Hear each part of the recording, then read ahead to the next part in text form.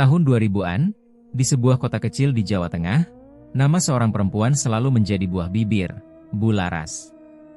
Hampir semua warga kota kecil itu mengenalnya, entah secara langsung karena pernah ditolong saat melahirkan, atau sekadar mendengar kabar tentang ketenarannya dari mulut ke mulut.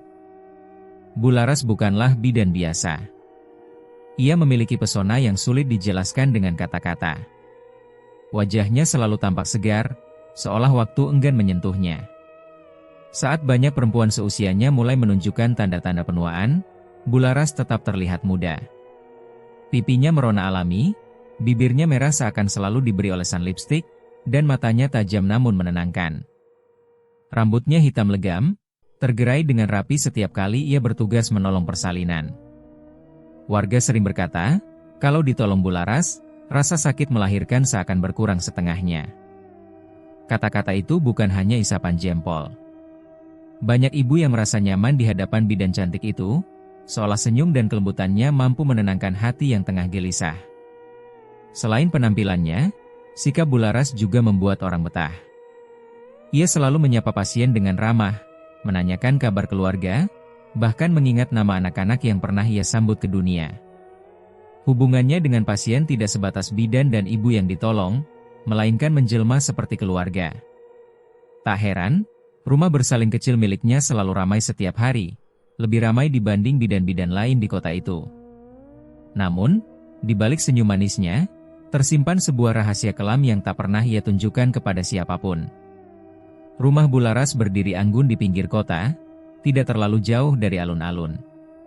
Bangunan itu bergaya rumah Jawa modern, berpagar tinggi, dengan halaman luas yang selalu bersih. Orang-orang yang datang berobat sering kagum melihat betapa terawatnya rumah itu. Bagi mereka, rumah itu mencerminkan kesuksesan seorang bidan yang sudah menolong banyak nyawa.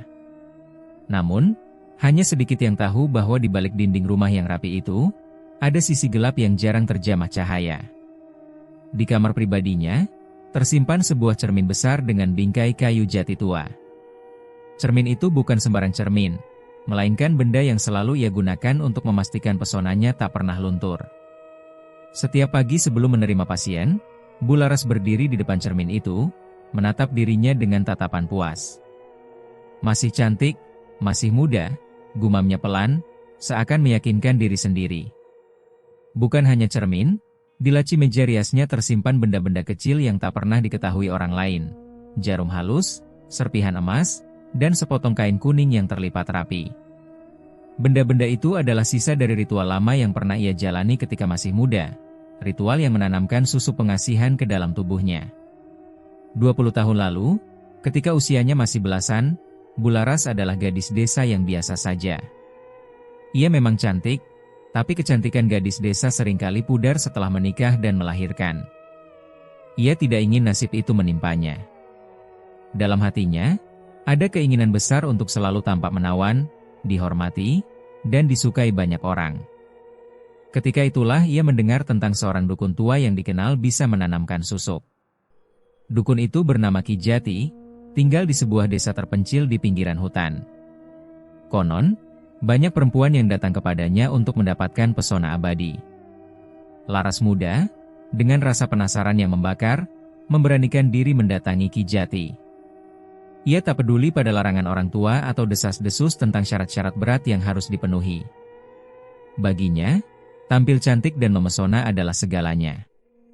Cantik akan membuat hidupmu mudah, begitu pikirnya saat itu. Ritual itu ia jalani dengan penuh keyakinan. Jarum emas yang ditanamkan ke kulitnya terasa dingin, lalu hangat, lalu seakan menyatu dengan tubuh. Ki Jati hanya berpesan singkat. Cantikmu akan bertahan lama. Tapi ingat, setiap susu punya harga. Jangan kau abaikan peringatanku. Namun, peringatan itu tak pernah ia simpan dalam-dalam. Ia hanya mengingat hasilnya, wajah yang selalu bercahaya, pesona yang membuat orang betah menatapnya. Kini, setelah bertahun-tahun berlalu, Bu Laras menikmati hasil dari keputusan mudanya. Popularitasnya sebagai bidan bukan hanya karena keterampilan, melainkan juga karena daya tarik yang tak pernah pudar. Di ruang bersalinnya, pasien sering tertegun sejenak melihat wajah Bu Laras yang seakan tak pernah lelah. Cantik sekali, Bu Bidan, bisik seorang ibu muda sambil menahan rasa sakit menjelang persalinan. Bularas hanya tersenyum, meraih tangan pasiennya, dan berkata lembut, "Tenang saja, Nak. Semua akan baik-baik saja. Bayimu sebentar lagi akan lahir dengan selamat." Senyuman itu menenangkan, dan entah bagaimana, pasien selalu percaya padanya. Bahkan bidan-bidan lain di kota itu kadang merasa iri. Mereka bertanya-tanya, bagaimana mungkin Bularas tetap awet muda, padahal usianya sudah menginjak kepala 4. Mereka juga heran, kenapa pasien selalu lebih memilih datang ke Bularas, meski ada bidan lain yang lebih murah biayanya. Tapi tidak ada yang berani menuduh atau bertanya terang-terangan. Pesona Bularas terlalu kuat untuk dilawan dengan logika. Meski demikian, ada kalanya Bularas merasa was-was. Setiap kali ia berdiri di depan cermin tua itu, ada suara kecil dalam hatinya yang mengingatkan tentang masa lalu. Tentang jarum emas yang ditanamkan di kulitnya. Tentang peringatan Ki Jati yang sengaja ia abaikan. Namun ia selalu mengusir rasa itu. "Aku baik-baik saja. Tidak ada yang salah. Semua orang bahagia ditolong olehku. Aku pantas terlihat seperti ini." Ia menepuk pipinya pelan, lalu tersenyum pada bayangan sendiri. Hari-harinya kembali berjalan normal. Pasien datang silih berganti. Anak-anak kecil yang lahir di tangannya tumbuh besar, memanggilnya dengan sebutan bidan cantik. Para ibu selalu merekomendasikannya kepada kerabat atau tetangga. Nama Bularas semakin harum, hingga tak ada yang meragukan bahwa ia adalah bidan terbaik di kota kecil itu. Hanya satu hal yang tetap menjadi rahasia, tersimpan rapat di balik senyum manisnya. Kecantikannya bukanlah anugerah semata, melainkan hasil dari sesuatu yang kelak akan menagih harga. Popularitas Bularas semakin hari semakin menanjak. Rumah bersalinnya tak pernah sepi. Pagi hingga malam, selalu ada pasien yang datang. Entah itu ibu hamil yang memeriksakan kandungannya, atau keluarga yang membawa perempuan yang hendak melahirkan. Seakan nama Bularas sudah menjadi jaminan keselamatan. Bahkan orang dari luar kota rela datang jauh-jauh hanya untuk ditolong olehnya. Kalau ditolong Bularas, insya Allah persalinan lancar, begitu kata orang-orang.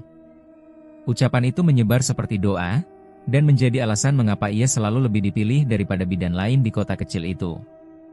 Bidan-bidan lain kadang hanya bisa tersenyum kecut. Beberapa di antaranya bahkan sudah merencanakan pindah ke desa lain, karena sulit bersaing dengan pesona Bularas.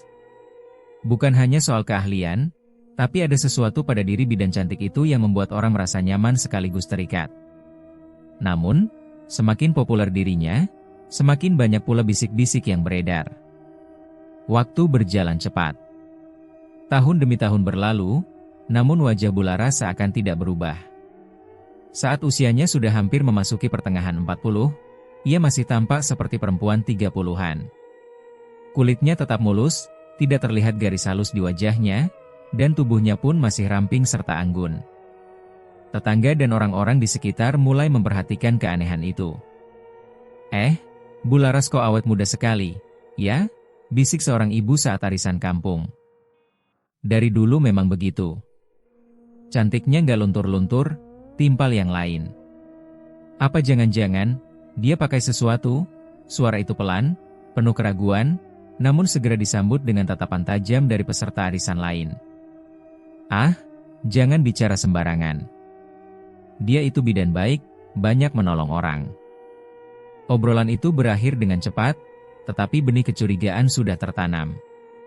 Dalam hati, banyak yang bertanya-tanya, bagaimana mungkin seorang perempuan bisa tetap secantik itu, padahal sudah puluhan tahun menolong persalinan, bergelut dengan pekerjaan yang melelahkan? Suatu malam, kecurigaan itu semakin kuat. Seorang tetangga yang tinggal tidak jauh dari rumah Bularas, bernama Mbak Surti, kebetulan bangun tengah malam karena hendak mengambil air di sumur. Waktu itu sekitar pukul 2 dini hari.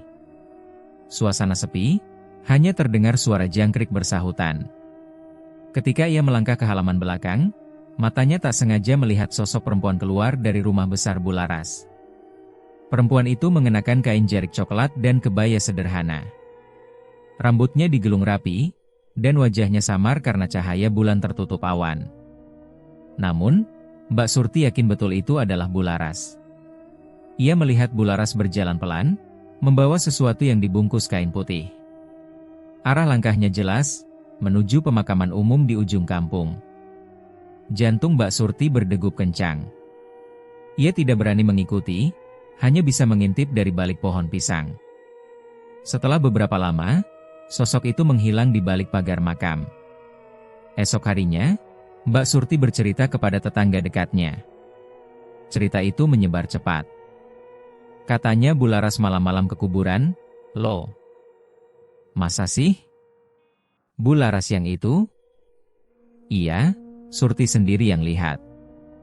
Bisik-bisik pun mulai memenuhi kampung. Orang-orang mulai menghubungkan keanehan itu dengan kecantikannya yang tak pernah pudar. Jangan-jangan memang ada yang dijaga, kata seorang bapak tua sambil menggelengkan kepala. Meski begitu, setiap kali gosip itu sampai ke telinga Bularas, ia selalu bisa menepisnya dengan senyuman. Ah, itu cuma salah lihat. Mungkin bukan saya. Wong tengah malam saya sudah tidur. Kok, ucapnya dengan nada lembut, disertai tawa kecil yang terdengar menenangkan. Warga yang tadinya ingin menuduh pun jadi segan. Pesona Bularas terlalu kuat. Tatapan matanya, senyumnya, cara bicaranya, semua membuat orang ragu dengan prasangka mereka. Bahkan, seringkali mereka pulang dari rumah Bularas dengan hati merasa bersalah karena sudah berburuk sangka. Kalau lihat wajahnya yang teduh begitu, mana mungkin dia melakukan hal-hal aneh, gumam seorang ibu setelah bertemu langsung dengannya. Begitulah, isu selalu tenggelam dengan cepat. Bularas tahu betul bagaimana menenangkan orang lain. Ia tahu cara menata bahasa, menebarkan senyum, hingga membuat lawan bicara lupa pada kecurigaannya. Meski mampu menepis gosip, Bularas sebenarnya tidak sepenuhnya tenang. Dalam kesendiriannya, terutama saat malam menjelang, ia kadang merasa tatapan orang-orang berubah. Ada yang terlalu lama memandangi wajahnya, seakan mencari-cari sesuatu. Ada pula yang mendadak terdiam setelah bercakap dengannya, lalu berbisik di belakang. Namun, ia selalu menghibur diri. Itu hanya iri. Mereka tak suka melihatku selalu dipuji. Ia menepuk dadanya, berdiri di depan cermin tua di kamarnya, dan tersenyum pada bayangan sendiri. Lihatlah, siapa yang bisa menandingi kecantikanku? Bayangan di cermin itu tersenyum kembali padanya, seolah mengiyakan. Meski begitu, gosip tak pernah benar-benar hilang. Di warung kopi, para lelaki kadang membicarakan hal yang sama. Aku heran, bro. Istri saya saja baru umur 35, sudah banyak keriput. Lah Bularas itu, kayak nggak tua-tua. Yaitu, katanya pakai susuk. Susuk? Yang buat awet muda itu? Iya. Surti bilang sendiri, pernah lihat dia ke kuburan tengah malam. Pembicaraan itu selalu berakhir dengan gelengan kepala, disertai rasa tak percaya. Namun, gosip tetaplah gosip, selalu hidup di antara masyarakat kecil. Di sisi lain, Bularas terus melanjutkan aktivitasnya. Ia tetap menjadi bidan yang ramah, lembut, dan penuh senyum. Pasien tetap datang berduyun-duyun, seolah gosip yang beredar tak pernah ada. Namun, benih kecurigaan itu sudah tertanam di hati sebagian orang. Mereka mungkin masih mempercayainya, masih membutuhkan pertolongannya, tapi jauh di lubuk hati, ada rasa was-was yang tidak bisa dihapus. Senyum manis Bularas mungkin bisa menutupi gosip itu untuk sementara, tapi bisikan-bisikan kecil tentang rahasianya mulai tumbuh, menunggu waktu untuk meledak menjadi sesuatu yang lebih besar.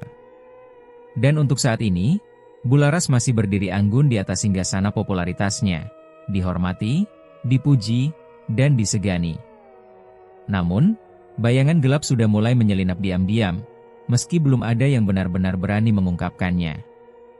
Bertahun-tahun sebelum Bularas menjadi bidan yang disegani di kota kecil Jawa Tengah itu, ia hanyalah seorang gadis desa biasa. Namanya saat itu hanya dipanggil Laras, tanpa embel-embel, Bu.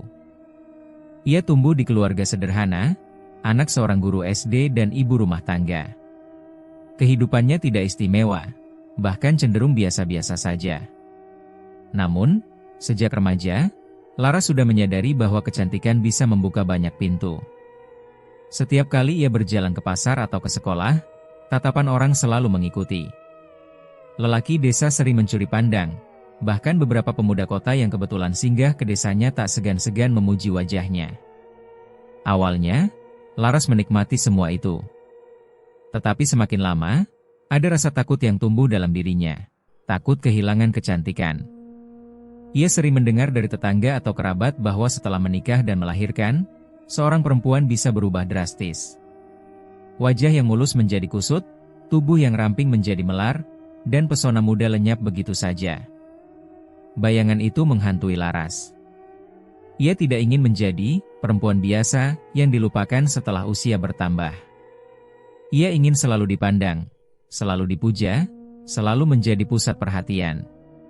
Saat usianya menginjak 17, Laras mendengar bisik-bisik tentang seorang dukun tua yang tinggal di pinggiran hutan, sekitar 1 jam perjalanan dari desanya. Nama dukun itu adalah Ki Jati. Orang-orang mengatakan Ki Jati bukan dukun sembarangan. Ia tidak sembarangan membuka praktik.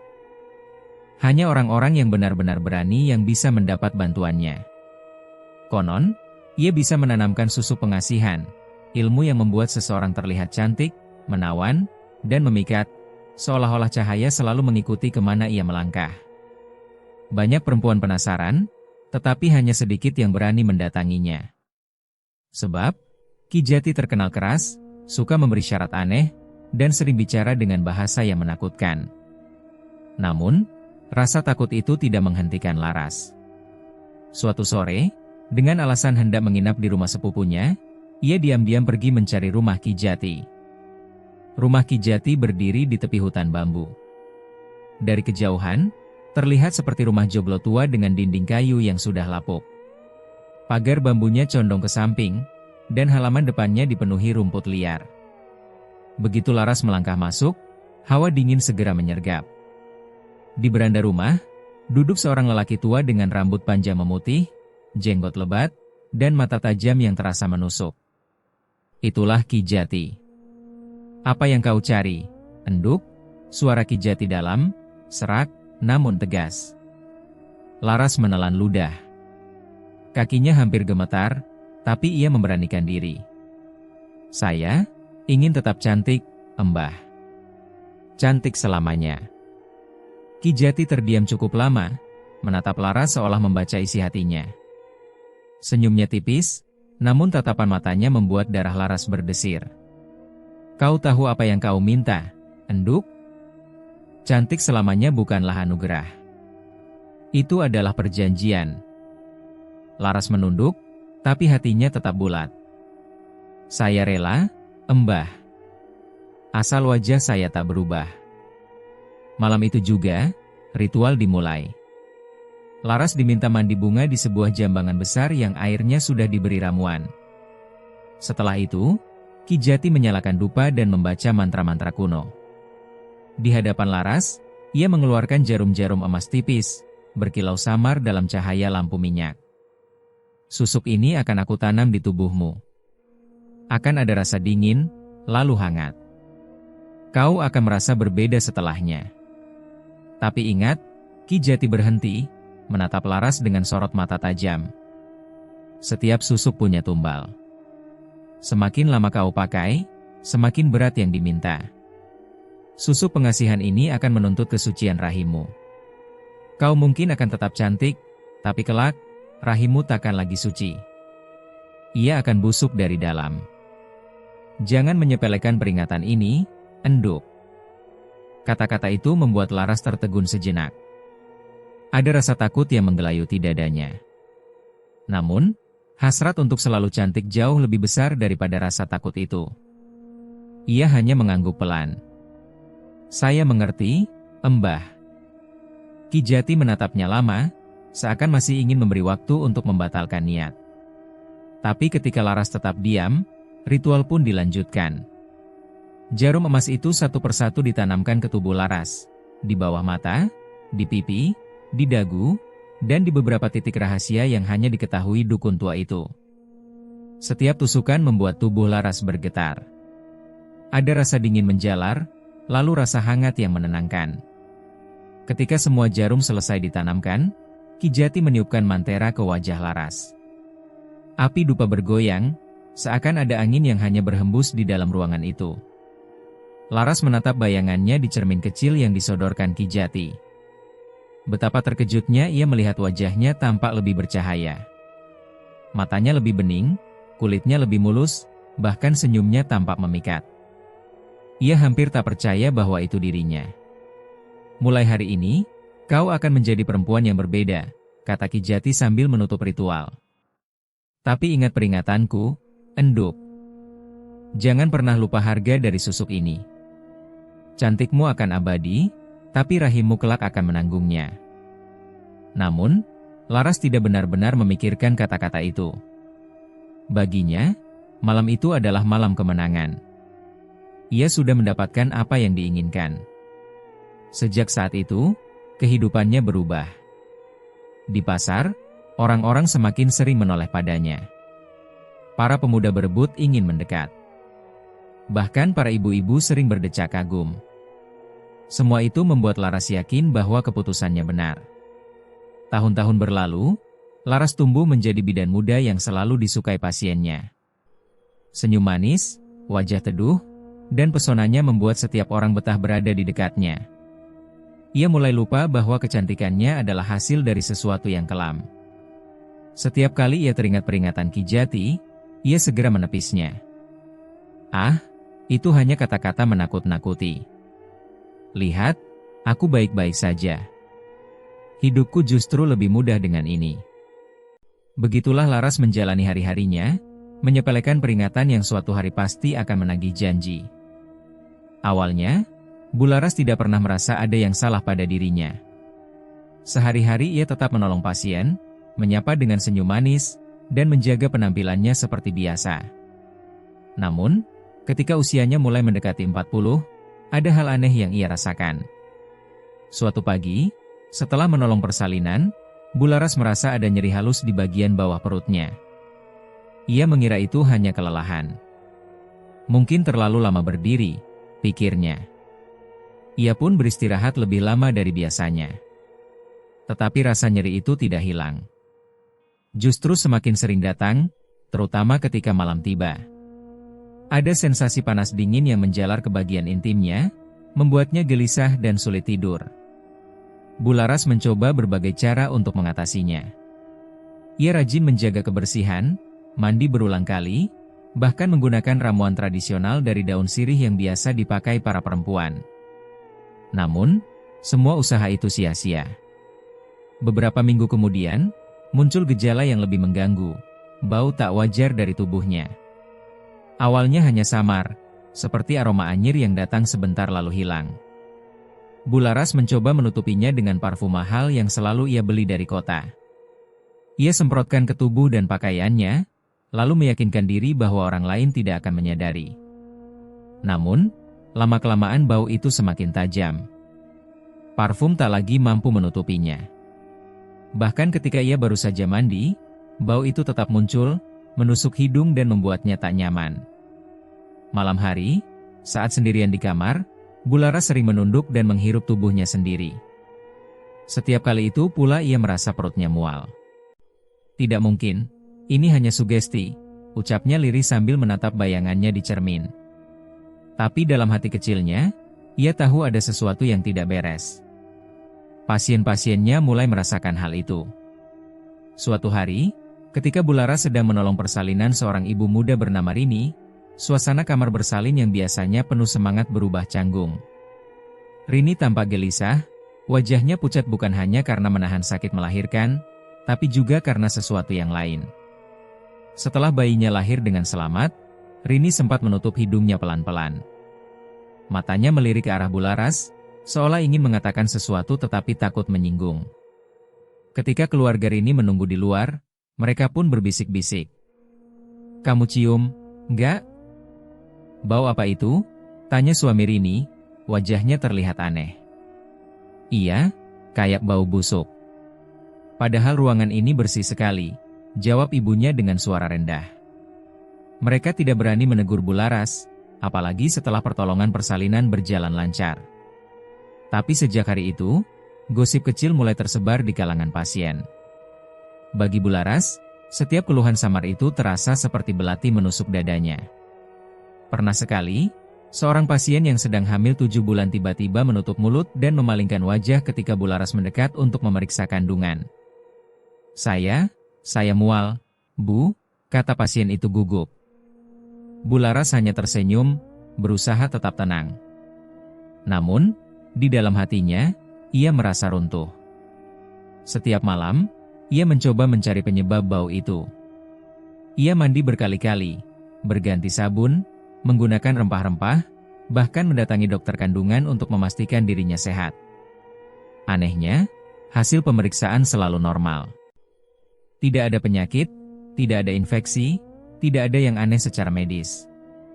Bidan Laras sehat-sehat saja, kata dokter sambil tersenyum. Tetapi Bularas tahu, tubuhnya berkata lain. Ketika ia kembali ke rumah, ia duduk lama di depan cermin tua di kamarnya. Wajahnya masih terlihat cantik, matanya masih bercahaya, kulitnya masih mulus. Tapi setiap kali ia tersenyum pada bayangan sendiri, bau busuk itu seperti ikut menyembur keluar dari balik kulitnya. "Kenapa aku bisa mencium ini sendiri?"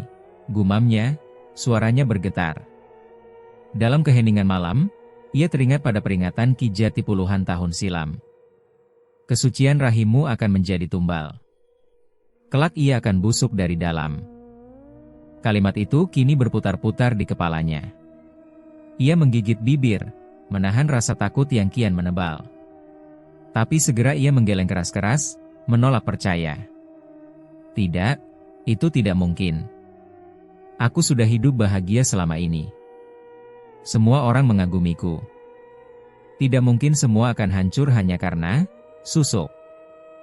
Namun, semakin keras ia menolak, semakin kuat bau itu menyerangnya. Suaminya, Pak Wicaksono, pun mulai menyadari perubahan istrinya. Awalnya ia tidak ingin menyinggung, tapi lama-kelamaan ia merasa terganggu. Suatu malam, ketika mereka berdua di kamar, Wicaksono tiba-tiba berkata pelan, "Laras, kamu sudah mandi tadi, kan?" "Sudah." "Memangnya kenapa?" jawab Bularas pura-pura tenang. "Entahlah, aku merasa ada bau aneh. Bau yang menusuk." Bularas tercekat. Ia segera berbalik, menatap suaminya dengan mata membelalak. "Bau? Maksudmu aku yang bau?" Wicaksono terlihat salah tingkah. "Aku tidak bermaksud begitu. Hanya saja memang ada sesuatu yang berbeda." Tanpa sadar, air mata Bularas menetes. Ia menutupi wajah dengan kedua tangan, tubuhnya bergetar menahan tangis. "Aku tidak tahu kenapa, aku tidak tahu," bisiknya. Sejak malam itu, jarak antara Bularas dan suaminya mulai terbentang. Hari-hari berikutnya menjadi lebih berat.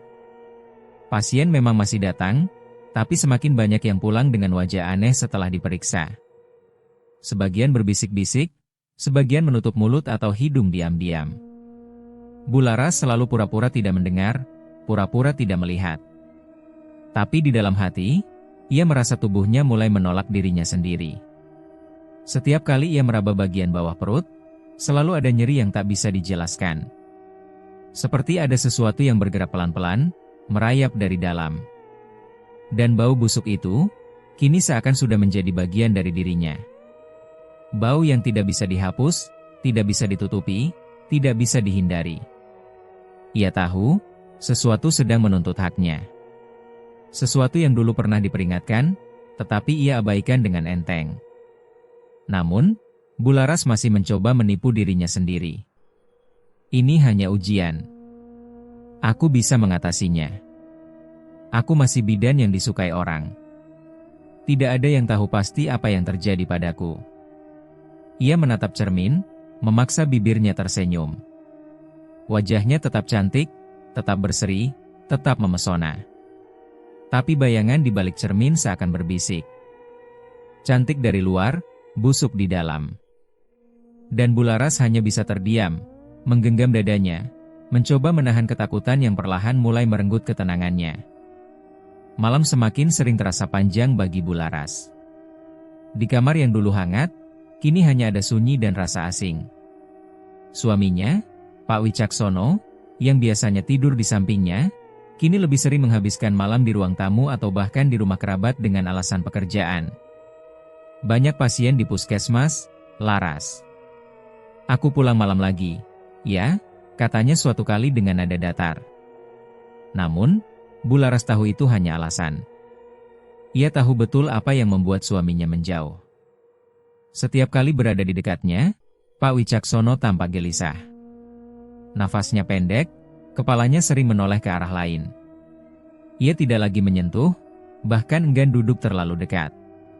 Bularas hanya bisa menatap punggung suaminya yang semakin lama semakin menjauh, lalu menunduk menahan perih di dada.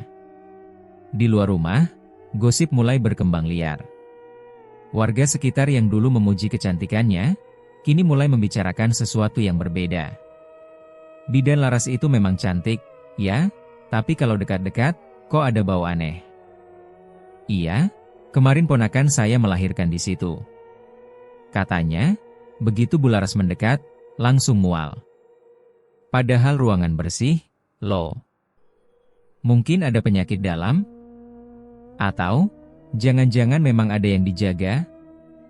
Bisik-bisik itu cepat menyebar. Orang-orang yang tadinya selalu mengagumi Bularas, kini mulai menambahkan embel-embel saat menyebut namanya. Mereka menyebutnya dengan lirih, seolah sedang membicarakan aib besar. Cantik dari luar, busuk di dalam. Kalimat itu mulai menjadi semacam mantra yang beredar di warung, di arisan, bahkan di acara hajatan. Tidak ada yang berani mengucapkannya di depan Bularas, tapi telinganya cukup peka untuk menangkap tatapan aneh orang-orang setiap kali ia lewat. Bularas merasa hidupnya semakin sempit. Rumah yang dulu ramai pasien kini lebih sering sepi. Hanya beberapa pasien lama yang tetap datang, itu pun dengan wajah ragu-ragu. Setiap kali ia membuka pintu rumah bersalinnya, hatinya seperti diremas. Bangku tunggu yang biasanya penuh kini kosong. Meja administrasi hanya berisi buku catatan yang jarang terisi. Ia pernah mencoba menyapa tetangga seperti biasa, tersenyum manis sambil menyapa, "Mau belanja ke pasar, Bu?" Namun, sapaan itu hanya dibalas anggukan singkat, atau bahkan pura-pura tidak mendengar. Ketika ia beranjak pergi, ia bisa merasakan jelas tatapan mata mereka yang menusuk punggungnya. Tatapan penuh rasa curiga, bercampur iba, dan sedikit jijik. Setiap malam, Bularas semakin sering duduk termenung di depan cermin tua peninggalan ritualnya. Ia menatap wajahnya yang tetap cantik, tetap bercahaya. Namun, ia tahu, di balik kecantikan itu ada sesuatu yang mulai membusuk. Tangannya gemetar saat meraba pipinya sendiri. "Aku masih cantik, aku masih cantik," bisiknya lirih, seakan ingin meyakinkan bayangan di cermin. Tetapi semakin ia bicara, semakin hatinya berontak. Ia tahu kecantikannya kini tak lagi murni membawa pujian, melainkan juga menimbulkan bisik-bisik penuh cemooh. Senyum yang dulu membuat pasien merasa tenang, kini justru menimbulkan rasa curiga. Wajah cantik yang dulu dikagumi, kini sering dipandang dengan sorot mata penuh tanda tanya. Penderitaan itu membuat Bularas stres. Beberapa kali, ia mencoba mencari alasan logis untuk menenangkan dirinya. "Mungkin aku sakit dalam, mungkin harus periksa lagi ke dokter kota," katanya sambil memegang perutnya yang terasa nyeri. Namun, setiap kali hasil pemeriksaan medis keluar, semuanya normal. Tidak ada penyakit, tidak ada kelainan. Bidan Laras sehat-sehat saja. "Mungkin hanya stres," kata dokter dengan nada ringan. Jawaban itu justru membuatnya semakin tertekan. Kalau memang sehat, kenapa tubuhnya berbau busuk seperti bangkai? Kalau memang tidak ada penyakit, kenapa pasiennya mual setiap kali dekat dengannya? Malam-malamnya berubah menjadi siksaan. Suara jangkrik dan angin malam yang biasanya menenangkan kini terdengar menakutkan. Ia sering menutup jendela rapat-rapat, seolah ingin mengisolasi diri dari dunia luar. Beberapa kali, ia menangis diam-diam, menutup wajah dengan bantal agar isaknya tidak terdengar. Dalam tangisan itu, Ia hanya bisa berdoa agar bau busuk itu hilang, agar gosip orang-orang berhenti, agar suaminya mau kembali mendekat. Namun, doa itu seperti terhenti di langit-langit kamarnya, tidak pernah sampai kemana-mana. Ketika pagi datang, Bularas berusaha menampilkan wajah terbaiknya. Ia tetap berdandan rapi, menyisir rambut hitam panjangnya, mengenakan kebaya indah, dan menebarkan senyum manis. Ia masih menjaga sikap ramah di depan pasien, meski jumlahnya makin sedikit. Namun, di balik senyum itu, hatinya penuh retakan. Ia tahu orang-orang tetap mencium bau busuk itu. Ia tahu tatapan mereka berbeda. Ada kalanya, saat ia sedang menolong persalinan, ia bisa melihat jelas keluarga pasien saling melempar tatapan aneh. Mereka mungkin tidak berani bicara, tapi tubuh mereka tidak bisa berbohong. Ada rasa gelisah, ada rasa jijik yang sulit mereka sembunyikan. Dan setiap kali momen itu terjadi, Bularas merasa tubuhnya semakin kecil, semakin kerdil, seakan keanggunan yang ia bangun selama ini runtuh sedikit demi sedikit. Pak Wicaksono semakin jarang pulang. Bahkan ketika pulang, ia memilih tidur di ruang tamu dengan alasan lelah. Hubungan mereka yang dulu hangat kini tinggal formalitas. Mereka masih berbicara seperlunya, tetapi tidak ada lagi kedekatan hati. Bularas merasa sendirian di rumah besar yang semakin sunyi itu. Hari demi hari, tekanan semakin kuat. Gosip di luar rumah seperti angin kencang yang tak bisa ia bendung. Di dalam rumah, suaminya menjauh. Di dalam dirinya sendiri, bau busuk dan nyeri itu terus menghantui. Namun, meski semua itu menjeratnya, Bularas tetap menutup rapat rahasia asal mula penderitaannya. Ia tidak pernah berani menceritakan tentang susuk kepada siapapun. Tidak kepada suaminya, tidak kepada keluarganya, apalagi kepada pasien. Ia lebih memilih menanggung semua sendirian, meski beban itu semakin berat. Setiap kali menatap cermin, ia membisikkan kata-kata yang sama. Aku masih cantik, aku masih kuat, mereka hanya iri padaku. Tapi di balik bibir yang bergetar itu, air matanya jatuh pelan-pelan, menandakan bahwa hatinya tahu, hidupnya sedang menuju kehancuran. Dan untuk pertama kalinya sejak muda, Bularas merasa bahwa kecantikan bukan lagi anugerah, melainkan kutukan yang perlahan mengurungnya dalam penjara bau busuk dan rasa malu yang tak berkesudahan. Malam itu udara kota kecil di Jawa Tengah terasa lebih dingin dari biasanya. Angin yang bertiup melalui celah-celah jendela kamar Bularas menimbulkan suara lirih, seperti bisikan samar yang menelusup ke telinga. Ia menggeliat di atas ranjang, memeluk guling dengan gelisah. Sejak beberapa minggu terakhir, tidur baginya bukan lagi tempat beristirahat, melainkan pintu menuju kengerian. Mata Bularas terpejam, namun tubuhnya berkeringat dingin.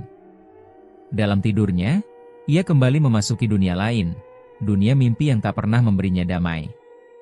Di dalam mimpi itu, kamar tidurnya tampak sama persis dengan kenyataan. Ranjang kayu jati, lemari besar, dan cermin tua di sudut ruangan. Namun, suasana di dalamnya jauh berbeda. Lampu redup, udara pengap, dan bau busuk menusuk hidung, lebih kuat dari biasanya.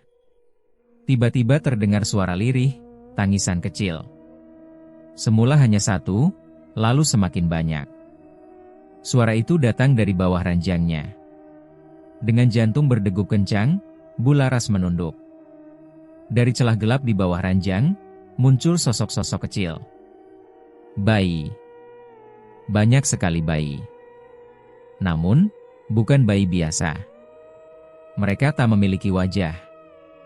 Hanya kepala polos dengan kulit pucat, tanpa mata, tanpa mulut, tanpa hidung. Meski begitu, suara tangisan tetap keluar, nyaring dan memilukan.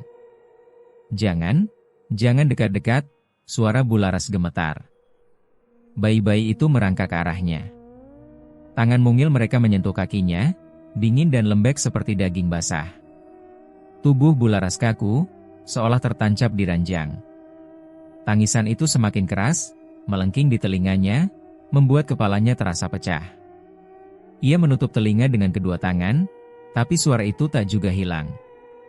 Tangisan bayi-bayi tanpa wajah itu memenuhi ruangan, menggema, seolah berasal dari dalam kepalanya sendiri. Bularas terbangun dengan teriakan tertahan. Nafasnya memburu, keringat membasahi wajah dan lehernya. Ia memegang dadanya, merasakan detak jantung yang tidak karuan. Namun, meski sudah terjaga, suara tangisan itu seolah masih menggema samar-samar di telinganya. Ia menoleh ke kanan, ke kiri. Kamar gelap, hanya diterangi lampu meja kecil. Tidak ada apa-apa, hanya mimpi, bisiknya lirih. Ia mencoba menenangkan diri, tapi rasa ngeri tak juga hilang. Malam itu, ia tidak berani memejamkan mata lagi. Hari-hari berikutnya, mimpi itu terus datang, dengan variasi yang semakin mengerikan. Kadang bayi-bayi tanpa wajah itu berbaris di tepi ranjang sambil menangis. Kadang mereka muncul dari cermin tua, merangkak keluar sambil mengulurkan tangan mungil mereka. Suatu malam, ia bermimpi berada di sebuah kamar bersalin yang kosong. Suasana suram, lampu berkelip-kelip. Di ranjang persalinan, tampak sosok bayi, tubuhnya mungil, tapi kepalanya hancur tanpa bentuk. Bayi itu menoleh kepadanya, meski tak punya wajah, dan mengeluarkan suara tangisan panjang. "Kenapa kalian menghantuiku?" teriak Bularas di dalam mimpi. Suaranya bergetar penuh ketakutan. Namun, bayi-bayi itu tidak menjawab. Mereka hanya terus menangis, tangis yang mengiris hati, seolah menyalahkannya. Mimpi terakhir adalah yang paling membuatnya hancur. Malam itu, ia kembali terlelap setelah berjam-jam menangis sendirian. Dalam mimpi, ia berada di kamar yang sama, namun cahayanya redup kemerahan, seperti diterangi lampu minyak tua. Bau busuk begitu kuat hingga membuatnya mual. Tiba-tiba perutnya terasa nyeri. Ia menunduk dan terkejut mendapati perutnya membesar, seolah sedang hamil tua. Tangannya gemetar saat menyentuh perut itu. Dari dalam, terasa gerakan, sesuatu yang meronta. "Apa ini?" suaranya parau. Perutnya semakin besar, kulitnya meregang hingga tampak urat-urat biru kehijauan. Rasa sakit itu begitu hebat, membuatnya berteriak. Lalu, dengan tiba-tiba, perut itu terbelah sendiri, dan dari dalamnya keluar belatung putih yang menggeliat. Ribuan belatung jatuh ke lantai, bergerak mencari celah, sebagian merayap ke atas tubuhnya. Bularas menjerit histeris, mencoba menyingkirkan belatung-belatung itu dari kulitnya. Namun semakin ia menepiskan, semakin banyak yang muncul. Dan di saat itulah ia melihat sesuatu yang lebih mengerikan. Bagian tubuhnya yang paling rahasia, rahimnya sendiri, terburai di hadapannya. Daging itu berwarna hitam kehijauan, dipenuhi belatung yang bergerombol, memakan sedikit demi sedikit. "Tidak. Bukan aku." "Jangan," teriaknya sambil menangis. Bayi-bayi tanpa wajah muncul lagi, mengelilinginya. Mereka tidak menyerangnya, hanya menatapnya, atau seolah menatap meski tanpa mata.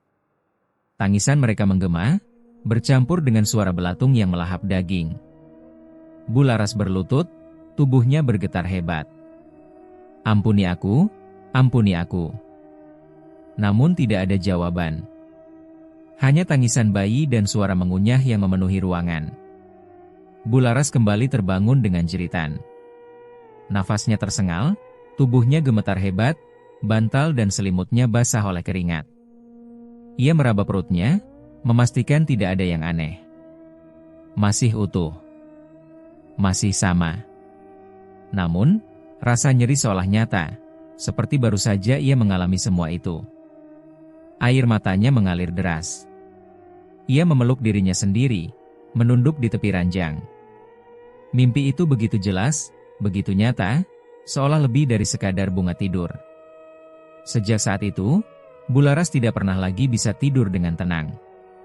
Setiap kali memejamkan mata, ia takut bayi-bayi tanpa wajah itu datang kembali. Ia takut melihat rahimnya sendiri membusuk, dipenuhi belatung.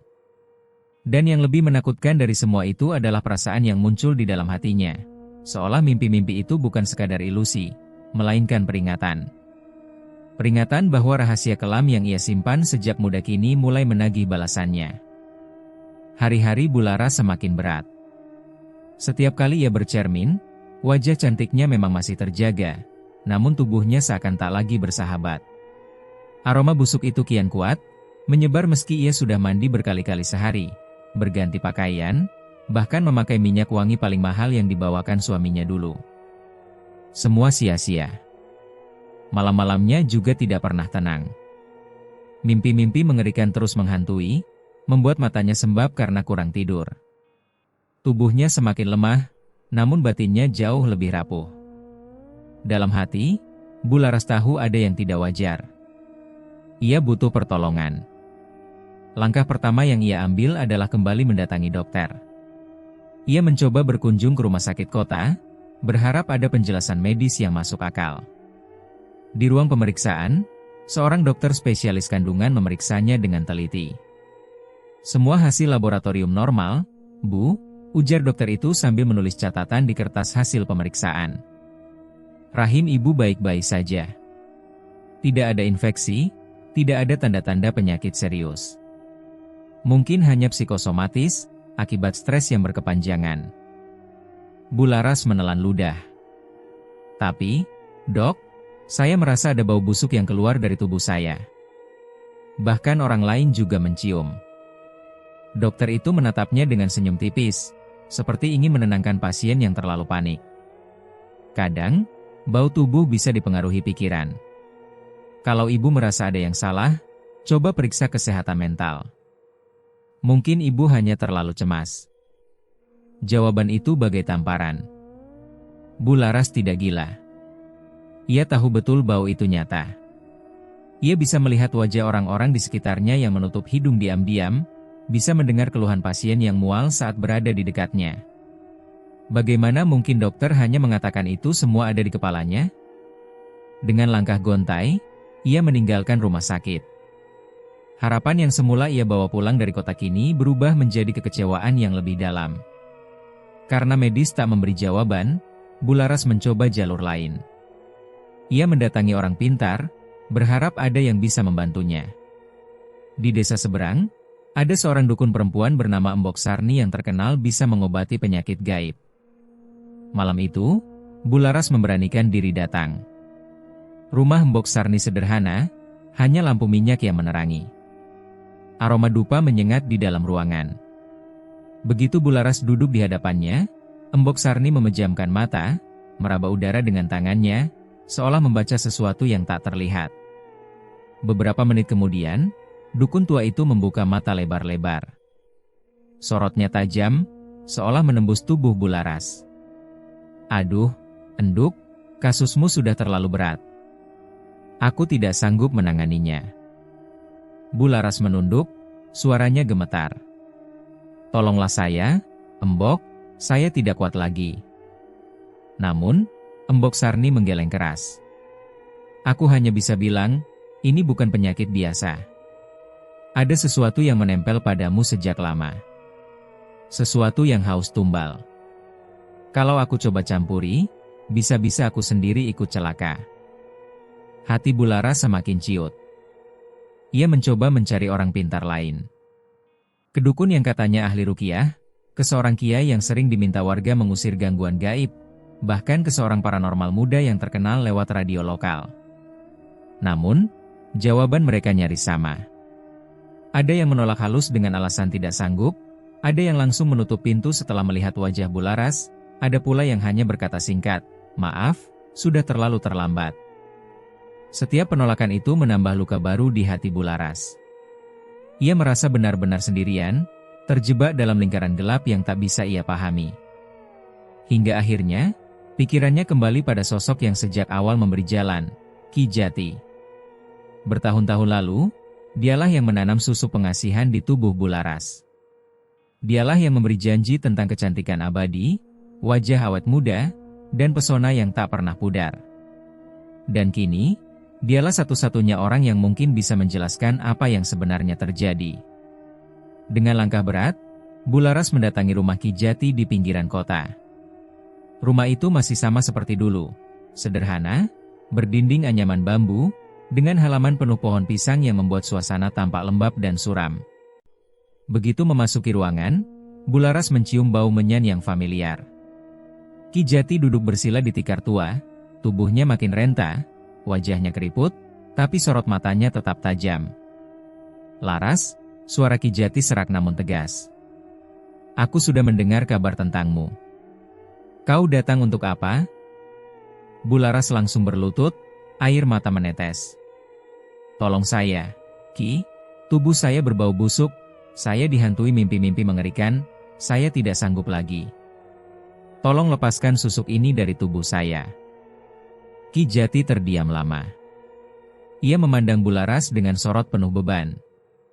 Lalu perlahan ia berkata, "Aku sudah mengingatkanmu dulu, Enduk. Susuk pengasihan bukan sekadar sarana kecantikan. Ia adalah perjanjian. Dan setiap perjanjian pasti ada bayarnya." Bularas menggeleng keras. "Saya tidak peduli. Ambil kembali susuk ini. Saya rela kehilangan kecantikan saya, asal semua ini berhenti." Ki Jati menghela nafas panjang. "Kau tidak mengerti. Susuk itu sudah terlalu lama menempel di tubuhmu. Ia telah menjadi bagian dari daging dan darahmu. Dan sekarang, susuk itu menagih tumbal." "Tumbal?" bisik Bularas, wajahnya pucat. "Ya. Tumbal kesucian rahim," jawab Ki Jati lirih. "Sejak pertama kali kau memintanya, aku sudah bilang. Jika kau memakainya terlalu lama, rahimmu akan diminta sebagai bayaran. Dan kini, waktunya sudah tiba. Kau tidak bisa lari." Tubuh Bularas lemas. Ia jatuh bersimpuh di lantai, tangannya gemetar. "Tidak, Ki, jangan, tolong lakukan sesuatu, saya mohon." Namun, Ki Jati hanya menatapnya dengan sorot mata yang dalam, penuh iba sekaligus tak berdaya. "Aku hanya bisa berkata, ini bukan lagi dalam kendaliku. Kau sendiri yang memilih jalan ini. Dan sekarang, susukmu sedang menuntut apa yang menjadi haknya." Air mata Bularas jatuh membasahi lantai bambu. Harapannya runtuh. Jalan medis buntu, jalan gaib tertutup. Dan kini, bahkan orang yang memberi susuk itu sendiri mengakui, tidak ada jalan kembali. Malam itu, Bularas pulang dengan langkah gontai. Rumahnya terasa lebih sunyi dari biasanya. Suaminya tidak ada, pasien tidak datang, dan hanya dirinya sendiri yang terkurung bersama bau busuk yang makin kuat. Ia duduk di depan cermin tua, menatap wajahnya yang tetap cantik, namun matanya merah bengkak oleh tangis. Di balik bayangan cantik itu, ia seakan melihat sesuatu yang lain, rahim membusuk, belatung menggeliat, dan tangisan bayi tanpa wajah yang terus menggema. Dalam hatinya, Bularas tahu satu hal pasti, pertolongan sudah tidak ada. Jalan kembali sudah tertutup. Dan sejak saat itu, ia hanya bisa menunggu, dengan rasa takut yang semakin mencekik setiap malam. Hari-hari Bularas yang dulu penuh kesibukan kini berubah menjadi lengang. Bangku tunggu yang pernah dipenuhi ibu-ibu hamil, anak-anak kecil, dan keluarga yang menanti persalinan, kini berdebu tanpa sentuhan. Papan nama praktik bidan, Laras Widyastuti, AMD. Cap, yang dulu tampak gagah berdiri di depan rumah, kini pudar warnanya, cat birunya mengelupas dimakan hujan dan panas. Pasien yang dulu datang silih berganti, kini memilih jalan lain.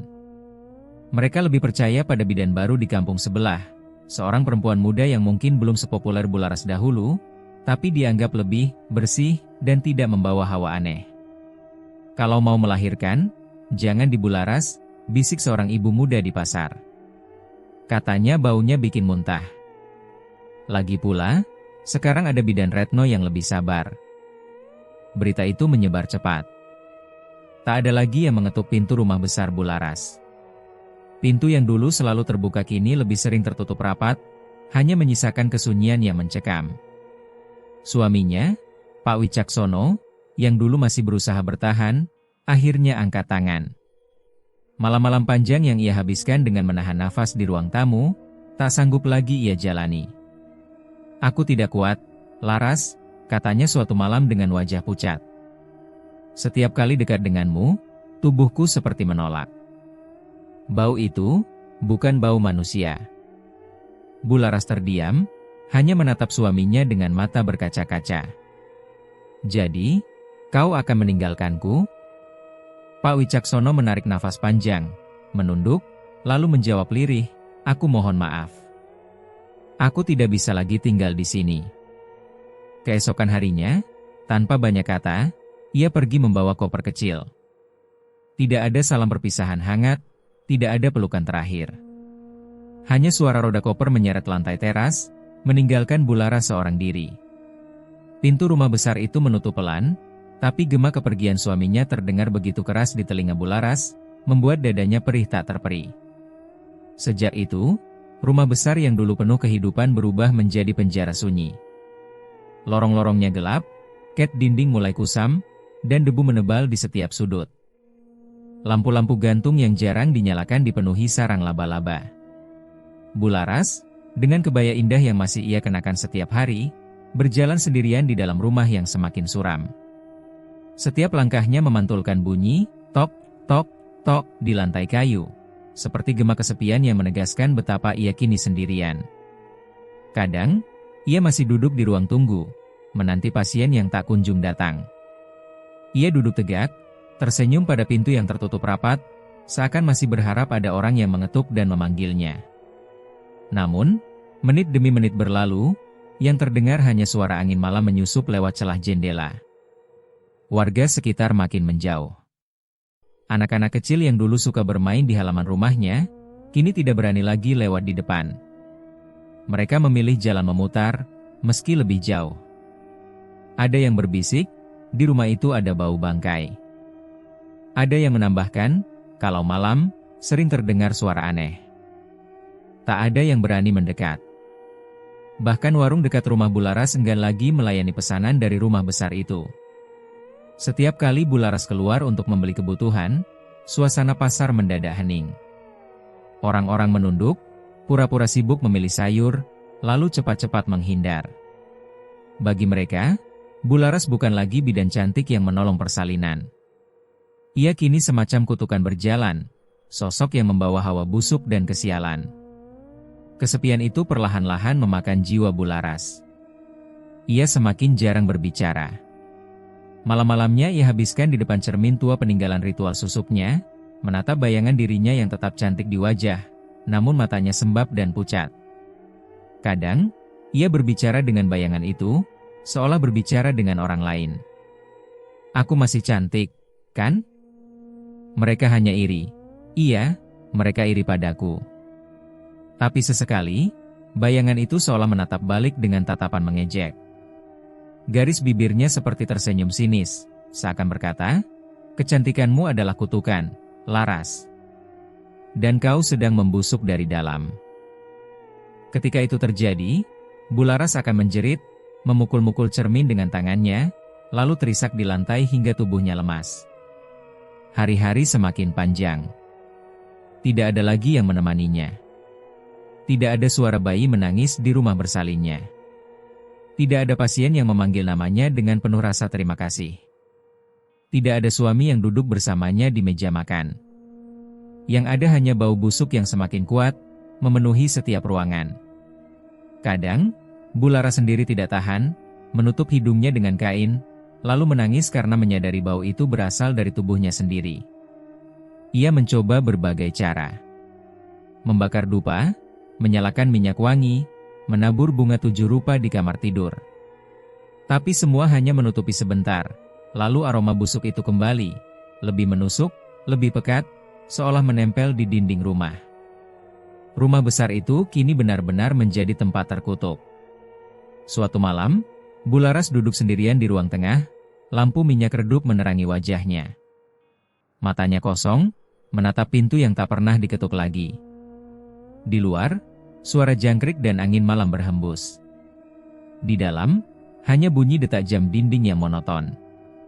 Ia berbisik lirih pada dirinya sendiri, "Aku tinggal sendirian sekarang. Tidak ada yang percaya padaku. Tidak ada yang peduli." Air matanya menetes lagi, membasahi kebaya yang masih ia kenakan dengan rapi. Perlahan, rasa hampa itu berubah menjadi kepasrahan. Ia tidak lagi menanti pasien, tidak lagi menunggu suami pulang. Ia hanya duduk, menunggu entah apa, dalam rumah besar yang semakin muram. Kehancuran hidup Bularas kini nyata. Nama baik yang ia bangun puluhan tahun runtuh dalam hitungan bulan. Suaminya pergi. Warga menjauh. Pasien kabur. Dan dirinya sendiri terkunci dalam tubuh yang makin hari makin busuk. Ia masih cantik, benar. Tapi kecantikan itu kini tak lagi menjadi berkah. Ia hanya wajah kosong yang menutupi kehancuran batin, tubuh, dan jiwa. Dan malam demi malam, di rumah besar yang sepi itu, Bularas semakin hanyut dalam isolasi. Ia bukan lagi bidan kota yang dihormati. Ia hanyalah bayangan dirinya sendiri, cantik di luar, tapi hancur di dalam, perlahan-lahan dimakan kutukan yang tak bisa ia tolak. Malam demi malam, rumah besar peninggalan Bularas semakin menebar ketakutan. Bukan hanya karena keheningannya, melainkan juga bau aneh yang merayap keluar dari setiap celah jendela dan pintu. Bau busuk yang menusuk hidung, mirip bau bangkai bercampur darah basi, semakin lama semakin tajam. Awalnya, warga sekitar mengira bau itu berasal dari got yang tersumbat atau tikus mati di sekitar pekarangan. Tapi ketika mereka mencoba mencari sumbernya, bau itu justru semakin jelas berasal dari arah rumah Bularas. Setiap malam jam 11, bau itu makin menyengat, keluh Pak Harjo, tetangga depan rumah. Sampai ke ruang tamu rumahku, padahal jaraknya 20 meter. Istrinya, Bu Murni, menutup hidung sambil menambahkan, aku bahkan sampai muntah. Rasanya seperti ada mayat yang dibiarkan terbuka. Warga yang lewat depan rumah itu pun selalu mempercepat langkah, enggan menoleh. Jalanan yang dulu ramai oleh anak-anak kecil bermain petak umpet, kini kosong setiap malam. Tak ada seorang pun yang berani mendekat. Namun, bau itu bukan satu-satunya teror. Dari dalam rumah, sering terdengar suara tangisan bayi. Tangisan itu lirih, panjang, memilukan, seolah seorang bayi kelaparan atau kesakitan. Suaranya kadang datang dari kamar depan, kadang terdengar dari dapur, bahkan dari loteng. Padahal Bularas tidak punya anak, kata seorang tetangga lain, Bu Yanti, dengan wajah pucat. Aku dengar sendiri, tengah malam, suara bayi menangis lama sekali. Aku sampai membangunkan suamiku, tapi dia bilang aku berhalusinasi. Besoknya, tangisan itu terdengar lagi, suaranya jelas dari rumah itu. Kabar itu cepat menyebar. Rumah Bularas semakin dikenal sebagai rumah berhantu, meski penghuninya masih hidup. Orang-orang mulai percaya bahwa suara bayi itu bukan suara biasa, melainkan arwah yang menagih sesuatu. Di balik pintu rumah, Bularas benar-benar sudah kehilangan kewarasannya. Wajahnya masih cantik, tetapi matanya kosong dan pucat. Rambutnya kusut, kebayanya berbau keringat bercampur wangi bunga 7 rupa yang ia tabur untuk menutupi aroma tubuhnya. Setiap malam, ia terduduk di tepi ranjang, menutup telinga dengan kedua tangan. Namun tangisan bayi itu tetap terdengar, menembus segala upayanya. Tangisan yang tidak datang dari luar, melainkan dari dalam dirinya sendiri. Diam, diamlah, jangan ganggu aku, teriaknya, suara seraknya memantul di dinding kamar. Ia meracau, menatap perutnya yang semakin terasa sakit, seolah sesuatu bergerak di dalam sana. Jangan ambil rahimku. Itu milikku. Aku butuh itu. Tubuhnya terguncang, tangannya meremas spray, dan dari mulutnya keluar isak yang pilu. Malam demi malam, ia berteriak sendirian, sementara dari luar rumah, warga bisa mendengar dengan jelas jeritannya. Jangan ambil rahimku. Pergi. Jangan mendekat. Bayi-bayi itu, kenapa kalian menatapku? Suara-suara itu menyebar ke seluruh kampung, membuat orang-orang semakin takut. Pak RT pernah mencoba mendatangi rumah itu bersama 2 orang warga, sekadar untuk memastikan keadaan Bularas. Mereka mengetuk pintu berkali-kali, tapi tidak ada jawaban. Namun ketika mereka hampir menyerah, dari dalam terdengar suara beratap rapat seperti seseorang sedang menarik-narik kursi, diikuti suara jeritan lirih. Jangan ambil rahimku. Ketiganya saling pandang, lalu buru-buru meninggalkan halaman rumah itu tanpa berani masuk. Sejak saat itu, tidak ada lagi yang berusaha peduli. Semua memilih membiarkan Bularas dengan dunianya sendiri. Rumah besar itu kian angker. Malam hari, lampu-lampu jarang menyala. Dari jendela hanya terlihat siluet tubuh Bularas mondar-mandir sambil berbicara sendiri. Kadang ia tertawa, kadang menangis, kadang berdiri lama di depan cermin tua di ruang tengah. Beberapa warga yang mengintip dari kejauhan mengaku melihat sesuatu yang lebih menyeramkan. Aku lihat, Laras berdiri di depan cermin, tapi pantulannya tidak mengikuti geraknya, kata seorang pemuda yang nekat lewat tengah malam. Saat dia menunduk, bayangan itu justru menoleh ke arahku. Aku lari terbirit-birit. Desas-desus itu makin menguatkan keyakinan warga bahwa susuk yang dipakai Bularas telah menuntut balas. Bularas sendiri semakin tidak peduli dengan dunia luar. Tubuhnya melemah, tetapi pikirannya terperangkap dalam lingkaran teror yang tak berkesudahan. Setiap kali ia mencoba tidur, bayi-bayi tanpa wajah itu kembali hadir dalam mimpinya. Tangisan mereka menggema, menutupi segalanya. Dalam mimpi itu, mereka merayap ke arahnya, tangan mungil tanpa jari menyentuh tubuhnya, wajah kosong menempel di perutnya. Ketika ia terbangun, ia masih bisa mendengar tangisan mereka, kali ini nyata, bergema dari sudut-sudut rumah. Pergi.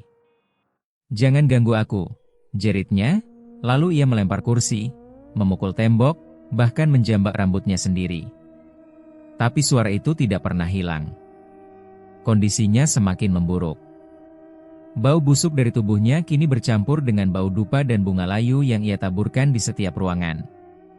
Kombinasi aroma itu menciptakan hawa pengap yang membuat siapapun yang mendekat merasa mual. Kebaya yang dulu rapi kini sering kusut, bercak-bercak kuning menodai kainnya. Wajahnya tetap cantik, tapi dengan mata merah, kantung mata hitam, dan bibir pecah-pecah, ia lebih mirip boneka hidup yang rusak daripada manusia. Tiap malam, warga sekitar hanya bisa mendengar suara-suara aneh dari dalam rumah. Kursi diseret, piring pecah, teriakan histeris, disusul tangisan bayi yang panjang. Tidak ada yang berani masuk. Tidak ada yang berani menolong. Suatu malam Jumat, bau busuk itu mencapai puncaknya. Angin malam membawa aroma menyengat hingga ketiga rumah tetangga sekaligus. Warga berkumpul di jalan, menutup hidung dengan kain, saling bertanya apa yang sebenarnya terjadi di rumah itu. Dari dalam terdengar jeritan paling keras dari Bularas. Jangan ambil rahimku. Itu milikku. Aku tidak mau mati. Aku masih cantik. Aku masih cantik. Jeritan itu menggema, lalu disusul suara tangisan bayi-bayi yang terdengar lebih banyak dari sebelumnya. Tangisan itu serempak, panjang, seakan memenuhi seluruh ruangan rumah. Warga terpaku, ngeri, sebagian bahkan berlari menjauh sambil menutup telinga. Malam itu, rumah Bularas benar-benar menjadi pusat teror. Tak ada yang bisa menghentikannya, tak ada yang bisa menolong. Yang tersisa hanyalah suara-suara mengerikan, bau busuk yang menusuk, dan bayangan seorang bidan yang dulu cantik ini benar-benar tenggelam dalam kegilaan. Kesunyian kampung yang biasanya menenangkan kini berganti dengan rasa takut setiap kali malam tiba. Rumah besar itu berdiri seperti raksasa gelap, memuntahkan bau dan suara yang tak masuk akal. Dan di dalamnya, Bularas terus meracau, menjerit, berulang kali memohon agar rahimnya tidak diambil, meski tidak ada seorang pun yang bisa mendengar permohonannya dengan rasa iba. Ia sudah bukan lagi bidan terhormat. Ia sudah bukan lagi istri, atau tetangga, atau teman. Ia kini hanyalah sosok terkutuk, hidup di dalam rumah yang berubah menjadi neraka dunia. Pagi itu, suasana kampung mendadak geger. Bau busuk yang selama ini hanya tercium di malam hari, kini menyeruak lebih kuat, bahkan sampai ke jalan utama. Bau itu menusuk hidung, membuat orang-orang menutup mulut dengan kain sambil mual. Ini tidak wajar lagi, ujar Pak Harjo, tetangga depan rumah Bularas, dengan wajah pucat. Ia berdiri sambil menatap rumah besar yang pintunya tertutup rapat. Sepertinya sudah ada yang mati di dalam. Warga pun mulai berkumpul. Ada yang berbisik lirih, Ada pula yang memberanikan diri mengetuk pintu pagar. Namun, tak ada jawaban. Rumah itu tetap sunyi, hanya menyebarkan aroma kematian yang semakin pekat. Sudah 3 hari tidak terlihat keluar rumah, kata Bu Murni, menambahkan dengan suara gemetar. Biasanya dia keluar sebentar ke teras atau membeli sesuatu di warung. Sekarang, sama sekali tidak ada. Pak RT akhirnya mengambil keputusan. Bersama beberapa pemuda, ia mendobrak pintu pagar yang berkarat, lalu masuk ke halaman yang penuh daun kering. Langkah mereka berat, seakan kaki menolak bergerak mendekati rumah itu. Saat pintu utama didorong, bau busuk langsung menyerang lebih hebat, membuat beberapa orang spontan muntah. Ruang tamu tampak berantakan. Kursi terbalik, meja penuh bercak lilin yang habis terbakar, dan bunga 7 rupa yang sudah layu berserakan di lantai. Langkah kaki mereka berderit di lantai kayu, seolah rumah itu sendiri merintih. Ya Allah, ini sudah seperti rumah orang mati, bisik salah satu pemuda. Mereka berjalan pelan menuju kamar Bu Laras. Dari arah kamar itulah bau busuk paling kuat menyembur. Ketika pintu kamar didorong, pemandangan di dalam membuat semua yang hadir terperanjat, sebagian menjerit histeris, sebagian lain jatuh terduduk sambil menutup mata. Di atas ranjang, terbujur tubuh Bu Laras. Ia sudah tidak bernyawa. Kebaya lusuh yang melekat di tubuhnya koyak, menempel di kulit yang menghitam. Wajahnya masih terlihat cantik sekilas, namun sudah membengkak dan mulai membusuk. Rambut panjangnya kusut menutupi sebagian wajah, mata terbuka melotot ke langit-langit kamar, seolah masih menahan teror terakhir yang ia lihat. Yang paling mengerikan adalah bagian bawah tubuhnya. Dari kemaluannya mengalir cairan hitam pekat yang mengotori spray putih. Dan lebih ngeri lagi, ulat-ulat putih dan belatung merayap keluar dari sana, memenuhi ranjang, jatuh ke lantai, merayap tanpa henti. Ya Allah! Astagfirullah, teriak Pak RT sambil menutup wajah dengan sarung. Tidak mungkin manusia bisa mati seperti ini, salah satu pemuda berbisik sambil gemetar. Bau busuk bercampur amis darah dan anyir kematian memenuhi kamar, membuat udara sulit dihirup.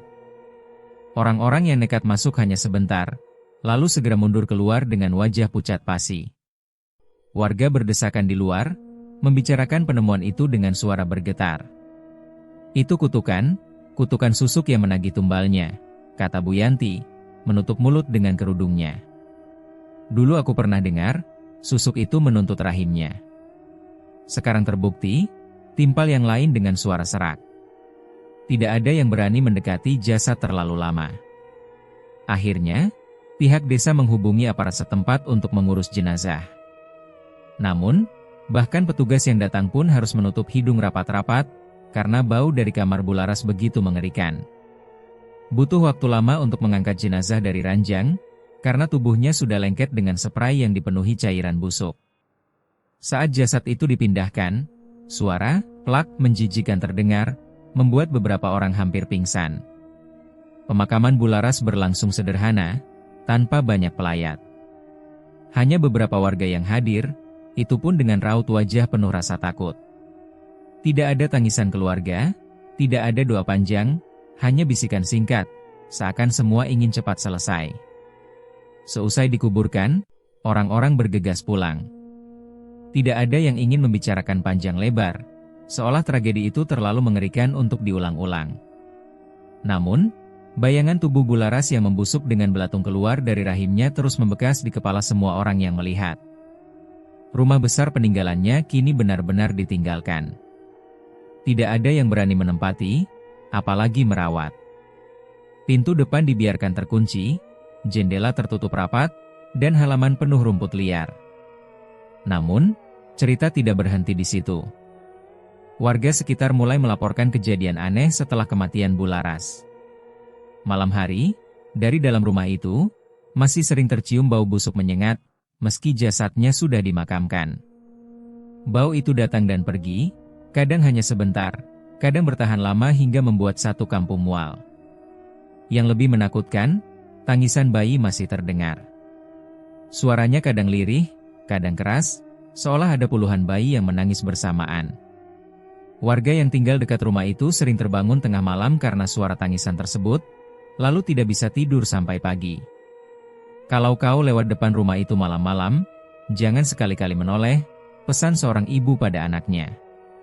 Katanya, ada bayangan perempuan duduk di depan jendela, rambut panjang menutupi wajah, hanya terdiam menatap. Desas-desus itu semakin memperkuat keyakinan warga bahwa roh Bularas tidak tenang. Kecantikannya yang dulu dipuja kini berubah menjadi malapetaka, meninggalkan rumahnya sebagai tempat angker yang menebar teror. Tahun berganti, tetapi kisah Bularas tetap hidup di ingatan warga kota kecil itu. Generasi baru tumbuh dengan mendengar cerita orang tua mereka tentang seorang bidan cantik yang mati mengenaskan karena susuk.